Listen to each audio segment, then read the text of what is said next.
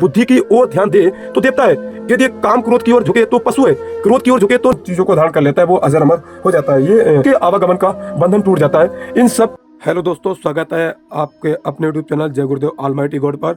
और मैं आज आपको बताना चाहूँगा, सबसे पहले तो मैं आप लोगों को करता हूँ जय गुरुदेव, और बताना क्या चाहूँगा कि मनुष्यता का असली अर्थ क्या होता है। बाकी तो सारे संत महात्मा पीर पैगंबर औलियाओं ने अपनी अलग अलग परिभाषा के अनुसार अपने अलग अलग वचनों के माध्यम से सबको बताया है। तो मैं आज लेकर के आया हूँ आपके बीच में कबीर मंसूर, और कबीर मंसूर के माध्यम से आपको बताना चाहेंगे कि मनुष्यता का असली अर्थ क्या होता है। और आज आप लोग बने रहिए अंत तक और देखिए वीडियो को। अगर वीडियो अच्छी लगे तो बाद में कमेंट करके जरूर बताइएगा। ये आपके लाइफ से रिलेटेड चीज़ें मैं आपके पास तक पहुंचाने का प्रयास कर रहा हूं।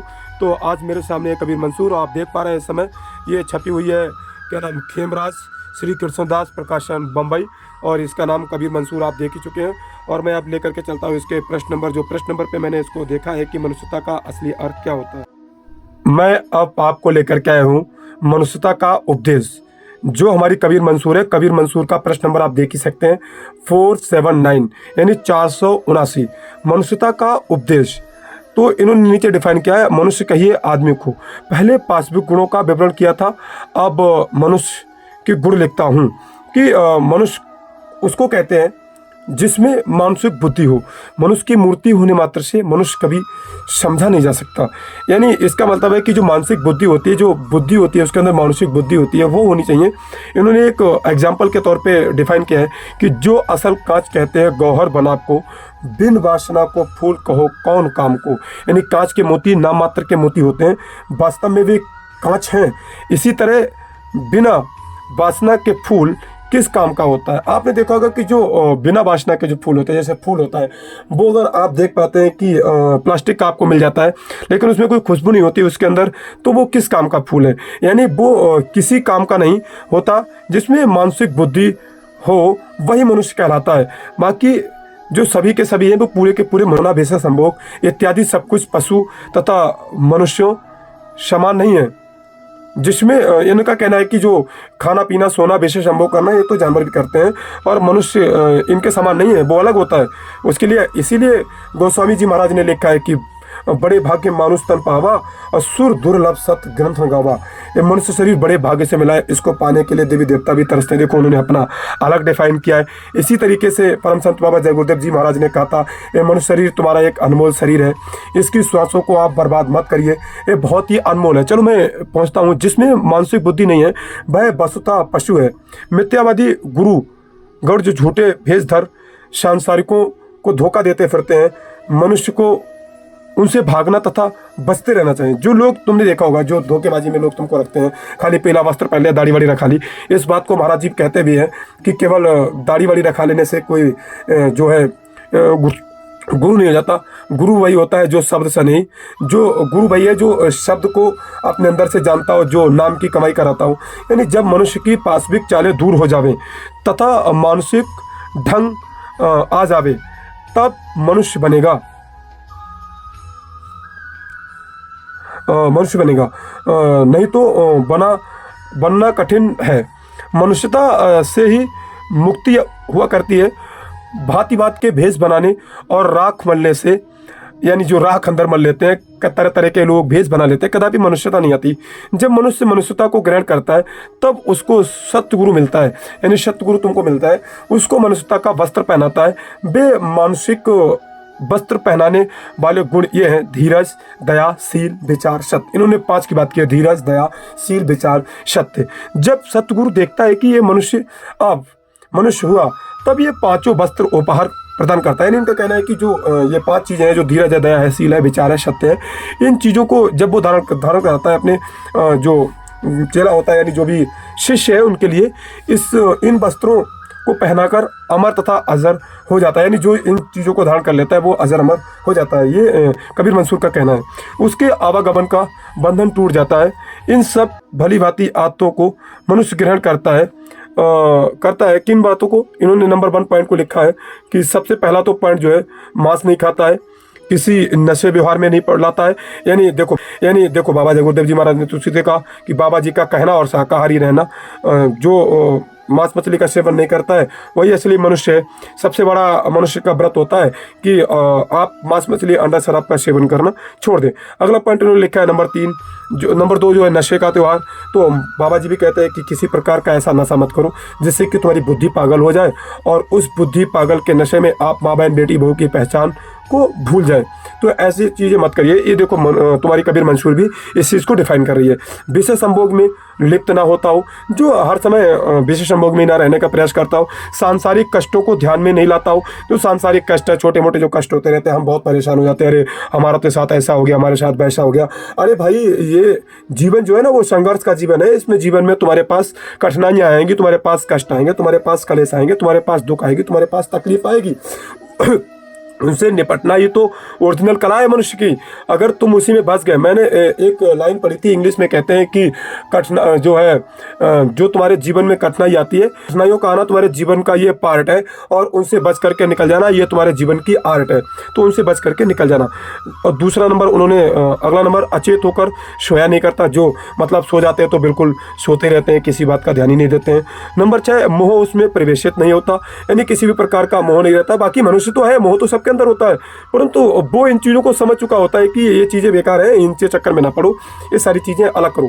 तो अगला नंबर सत्य बोलता हो, जो अपने अंदर सत्यता को धारण करता हो। आपने सुना भी होगा कि जो सत्य बोलता है तो वही सारे बोला है कि साच बराबर तप नहीं, झूठ बराबर पाप, और जिसके हृदय साच है ताके हृदय आप। और अगला नंबर है बिना विचार के कोई काम नहीं करता है। बिना विचार किए पहले भाई अपने आप में प्लानिंग बनाओ, अपने अंदर सोचो कि मुझे क्या करना है क्या नहीं करना है। जो बिना सोचे समझे किसी भी कदम को उठा लेता है वो जीवन में अपने परेशानी पाता है। ये तो मेरा भी अपने अंदर से कथन है। प्रत्येक जीव दया करता है, प्रत्येक जीवों पर दया करता है। जो जीव होते हैं भाई, जीव चिंता मत करिए, किसी भी जीव जंतु को मत सताओ। उसको सताओगे तो तुम्हारे ऊपर भी उसका कर्म कर्जा लग रहा है, आपके ऊपर भी उसकी सारी की सारी जो बाधाएं हैं वो आ रही हैं। भाई किसी जीव को अगर तुम जिंदा नहीं कर सकते तो उसे मारने और काटने और पीटने का कोई आपके पास अधिकार नहीं है। सब कार्यों को वीरता के साथ करता है, अपने अंदर से एनर्जी रखता है, अपने अंदर ताकत रखता है, अपने अंदर के जो भाव को जगाता है। अगला नंबर है सिवाय उस सर्वशक्तिमान जगदीश्वर के और किसी से कोई आशा ना करे। मतलब हमारे लिए पता है कि जब वो सबको देता है, जब दुनिया उनके पास मांगने जाती है तो क्यों ना हम भी उसी से मांगेंगे। तो इसलिए अपने आप की मेहनत पे, दूसरा जगदीश्वर यानी अपने ईश्वर पे भरोसा रखता है। मिथ्या तथा सत्गुण तथा अवगुणों को भली प्रकार पहचान कर स्वीकार करे, सारी चीज़ों को जानकर पहचान, भ्रम तथा धोखे में ना रह पड़े, बुद्धि और ज्ञान की प्रतिमूर्ति बन जावे, अपने गुरु पर विश्वास करे। प्रश्न नंबर हम आगे आ गए। कबीर मंसूर के जो प्रश्न नंबर है वो अभी मैंने कहा था 479, अब आ गया है 480। और इसमें आपके लिए फिर उन्होंने बताया कि 16 नंबर पॉइंट गुरु सेवा तथा कृतज्ञता से करे, कुल फलदायक वस्तुओं को तुच्छ जाने, स्वच्छ रूप से विचार करे, समस्त मानसिक गुणों जो समस्त मानसिक गुण होते हैं, जो 3 गुण हैं, काम क्रोध और बुद्धि, सो उस बुद्धि से ही समस्त देवता गुण हैं। काम क्रोध से समस्त पशु गुण हैं, क्रोध से नारकियों का शरीर है, मनुष्य तीनों गुणों से विभूषित है। यदि एक बुद्धि की ओर ध्यान दे तो देवता है, यदि काम क्रोध की ओर झुके तो पशु है, क्रोध की ओर झुके तो नारकी है। इस कारण इसको उचित है कि बुद्धि की ओर ध्यान देकर मनुष्यता की श्रेणी पर अधिकृत होकर हंस स्वरूप हो जावे, उसी को मनुष्य कहते हैं। अगर तुम इन सारी चीज़ों को जो धारण कर लोगे तो आप जो क्या काम करेंगे, आप हंस के रूप को धारण कर जाएंगे। आगे बीजक जो साखी है उसका एक एग्जाम्पल दिया है कि कबीर जी ने, कि कबीर मानुष जन्म पाए के चूके अब की घात, जाए परे भव चक्कर में सहो घनेरी लात। यानी अब की बार जो कबीर साहब कहते हैं कि मनुष्य जन्म पाकर जो अब की चूक गए तो फिर भव चक्कर में पड़ो, वहाँ अनेकों लाते खाओ, यानी अपने उद्धार के बिना किए मर जाएंगे तो भव सागर में पड़ जाओगे। वहाँ अनेकों देहों को धरकर सुख दुख भोगते फिरो। कबीरदास ने फिर कहा, दुर्लभ मानुष जन्म है, होए न दूजी बार, पक्का फल जो गिर पड़ा बहुर न लागे डार। मनुष्य जन्म बड़ा दुर्लभ है, दोबारा नहीं होता। ये जानते हो कि फल पककर जब पेड़ से गिर जाता है तो फिर वो डार पर नहीं लग सकता। यानी एक बार ये दोबारा तुम्हारा ये शरीर चला गया तो ये तुमको दोबारा मिलने वाला नहीं है। गीता के अंदर भी मेरे अंदाज में मैंने एक श्लोक पढ़ा है कि उसमें लिखा है कि भाग जो तुम्हारा जो मनुष्य शरीर है ये बड़े ही भाग्य से पुनर्वित्रम पुनर्भार्या लाभारंतम ना शरीरम पुनः पुनः। अगर स्त्री खो जाएगी दोबारा मिल जाएगी, अगर पुत्र खो जाएगा दोबारा मिल जाएगा, भाई खो जाएगा दोबारा मिल जाएगा, और क्या नाम तुम्हारे साजो सामान खो जाएगा तो किसी भी मार्केट में जाकर के आप खरीद सकते हैं। परंतु अगर ये शरीर तुम्हारा एक बार चला गया तुमको दोबारा मिलने वाला नहीं है। ना शरीरम पुनः पुनः। आगे फिर का एक मनुष्य मानुष हो कोई मुआ नहीं, मुआ सो डंगर धूर, कोई जीव ठौरल लगियो भयो सो हाथी घोर। यानी जो मनुष्य बनकर अमर बन गया वही मनुष्य है, जिसने मनुष्य होकर भी अपना बचाव नहीं किया, मरा ही वो मनुष्य नहीं, निरा पशु है। जो अपने ठिकाने पर नहीं पहुंच सका वो चींटी से लेकर हाथी तक बनता चला जाता है, कभी छुटकारा नहीं पाता है। 5 तत्व का पुतला मानुष धरिया नाम, एक तत्व के बिचले व्याकुल भया सब ठाम। यानी पृथ्वी पानी जल तोय वायु, इन 5 तत्वों को बना हुआ पुतला इस देह है जिसका मनुष्य नाम रख छोड़ा है। इस तत्व के बिछुड़ते ही सब जगह व्याकुल फिरता है। यानी इसे राम तत्व का भान नहीं रहा, इस कारण भटकता फिरता है। तो मैंने आप लोगों को बताया कि भाई मनुष्यता का असली अर्थ क्या होता है कबीर मंसूर के माध्यम से। आगे आप लोग इस वीडियो को ज़्यादा से ज़्यादा शेयर करें, लोगों के पास तक पहुंचाएं, लोगों को बताएं, और आप लोग इसमें कमेंट करके ज़रूर बताइएगा कि आपको ये वीडियो कैसे लगी, और आगे लोगों को भी बतलाइए, और जितने भी लोग हैं उनको भी मनुष्यता का रूप धारण कराइए, वरना लोग इधर उधर भटकते घूमते हैं। आज के समय पर लोग तो बहुत ज़्यादा परेशान रहते हैं। तो इन्हीं सारी चीज़ों को और आप सभी प्रेमी भाई बहनों को मेरा सादर जय गुरुदेव।